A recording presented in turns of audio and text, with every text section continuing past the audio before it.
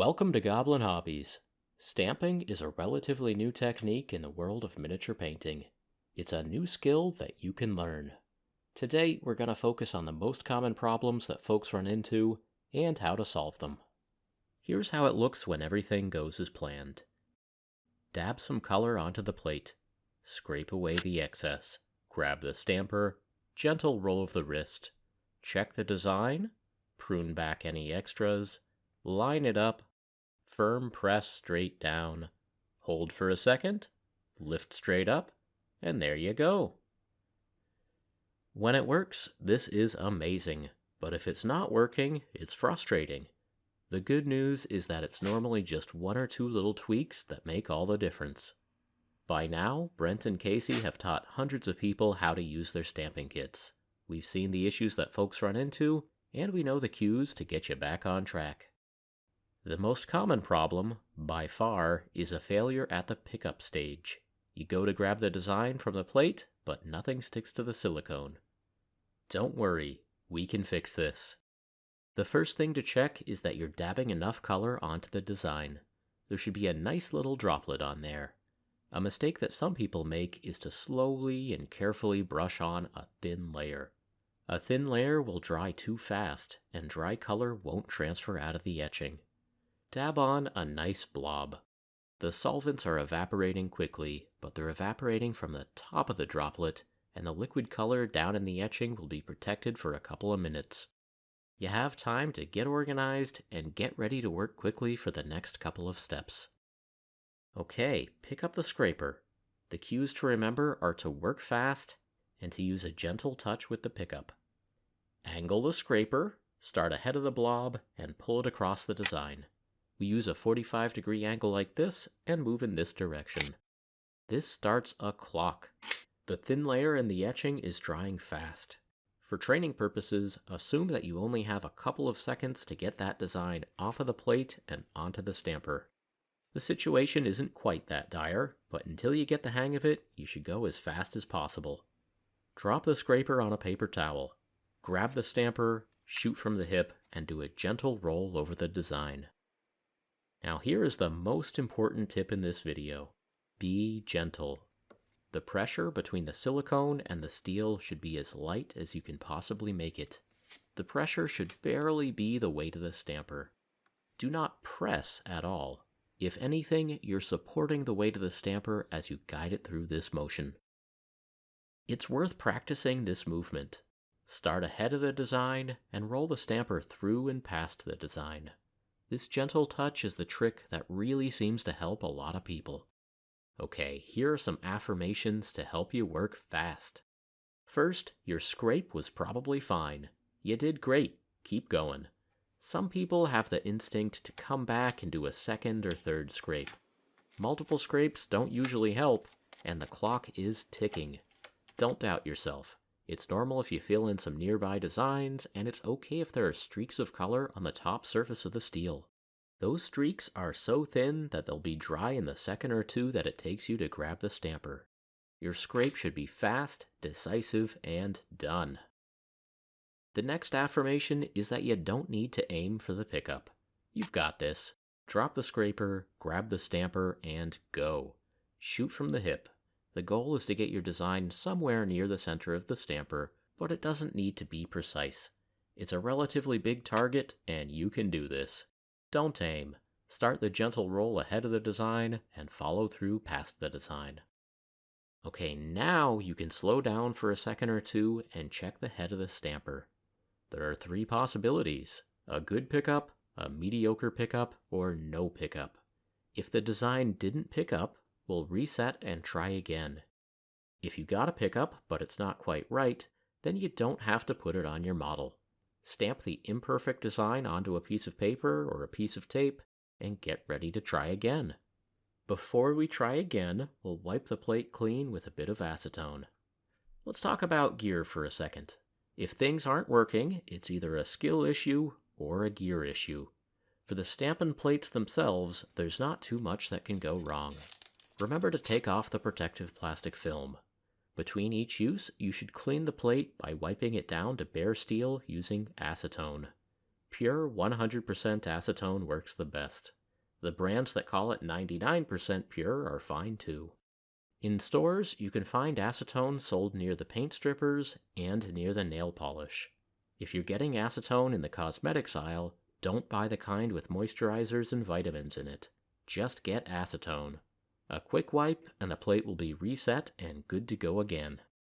We haven't noticed any type of factory defects in these plates that would affect stamping. The plates don't rust or oxidize. Over time, superficial scratches will appear in the finish of the top surface, but this won't affect performance. Use the plates on a flat surface to avoid accidentally bending them. Other than that, there's not too much that can go wrong with the plates. For the color, if you've shaken it up, then it should be good to go. We have not yet noticed any factory defects or batches of color that just don't work. We've also done extensive cold testing to make sure that they won't get skunked during shipping in the winter the way that some paints do. An advantage to the organic solvents is that it requires incredibly cold temperatures to get these to freeze. If you're not using the Goblin Hobbies Stampin' color, then make sure that you're using a stamping nail polish that has been specifically formulated for this kind of use. For the silicone stamper, there's a bit more nuance. The silicone can absorb and release oils, and it'll change a bit over time as you use it. Here's a brand new stamper next to my oldest and most well-used stamper. Older stampers tend to get a bit cloudy, and the surface becomes a bit more sticky. That bit of stickiness helps to pick the design off of the plate, so most people find that stampers actually get better and easier to use once they're broken in. If you're having trouble with a brand new stamper, you might need to prime it. Priming is a one-time cleaning of the silicone to remove some of the oils from the factory. There are competing theories on the best way to do this, so I grabbed some new stampers and did some experiments. If you balance the silicone on a piece of paper, excess oil will leach out over a couple of hours. Here you can see the oil staining the paper, and the stamper should be good to go. Another option is to repeatedly dab the stamper against some sticky tape. Alternatively, you can wash the silicone in soapy water, give it a good rinse, and let it dry. Or you could rinse the silicone in isopropyl alcohol. Another recommendation is to touch the silicone to a pad soaked in acetone. Gentle rolls work well. As a side note, be careful with friction. Don't ever rub the surface of the silicone. The material is great at squishing, but it is vulnerable to friction and sharp objects. I tried all of these priming methods in duplicate and then tested the stampers. None of these methods caused visual changes to the silicone, and unfortunately, the results of this experiment weren't very useful because all of the stampers worked, including the brand new control stampers that hadn't been primed. The sample size on this little test was small, but all of these stampers worked well with a bunch of designs from a bunch of Stampin' plates with a bunch of different colors. I had a couple of distorted pickups from a bad roll of the wrist, but I was able to pick up the intended design every single time with every one of these stampers. Despite this test, sometimes priming the stamper really can make a huge difference. I think all of these methods work to some degree, but we're starting to recommend the paper method in particular. This one is nice because it's gentle and you can actually see the oil that comes out. Touch the silicone to a piece of paper and let it sit there for an hour or two, and then you should be good to go. By the way, all of these priming methods are meant to be one time only as you're breaking in a new stamper. For routine cleaning of lint or dry color, just dab a bit of sticky tape on the head of the stamper to lift debris up off of the silicone. In short, if a piece of gear is your problem, the most likely culprit is a brand new stamper that needs to be primed.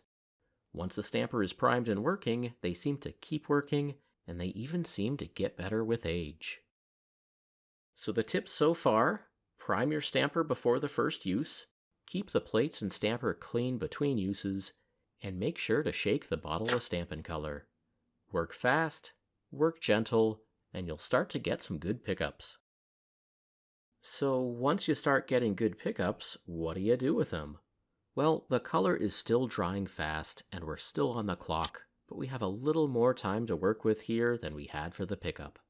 After the pickup, Try to get the design onto the model within about 10 seconds. Take the first second or two to inspect the pickup. If it looks funky on the stamper, then it's gonna look funky on the model. If you don't want it on your model, just stamp a piece of paper and try again. Sometimes the color picks up, but the image is stretched or distorted. With experience, these will happen less often. You can refine your technique by trying to match the roll of your wrist to the curve of the stamper, and by trying to get the design close to the center of the stamper. There's also an alternate pickup technique that can reduce the chance of distortion. Instead of the wrist roll, you can do a straight up and down pickup. Again, the trick is to practice and to use as little pressure as possible when the silicone contacts the steel. When you get a pickup that looks good, we can get to stampin'. If you picked up adjacent designs from the plate, you can prune those back by stamping your own finger. Now it's time to stamp the model. Sight down the barrel of the stamper and give a nice firm press. For accuracy, it can help to brace your hands together. Notice that the curved surface of the stamper can act as a magnifying lens. The model is always a bit farther away than it appears. You'll get used to this, but as you're coming in for a landing, you can move a bit faster than you might think. The point of contact is normally farther out than it appears. Once you do make contact, you're committed. Give a nice firm press. Squish that silicone down and hold it there for a couple of seconds. This motion is not a roll in the way that the pickup was. Press straight down, hold for a couple of seconds, and pull straight back up. For most people, the stamping phase is much easier to learn than picking up. The two things that can go wrong are bad aim or partial transfer. If you wait too long before you stamp, it's possible that the design won't transfer, or worse, some of the design will stick to the model and the rest will stay on the stamper. Actually, the worst thing that can happen is if you stamp down on an extremely sharp bit and make a tear in the silicone stamper. These can squish over all kinds of shapes, but they don't like sharp points.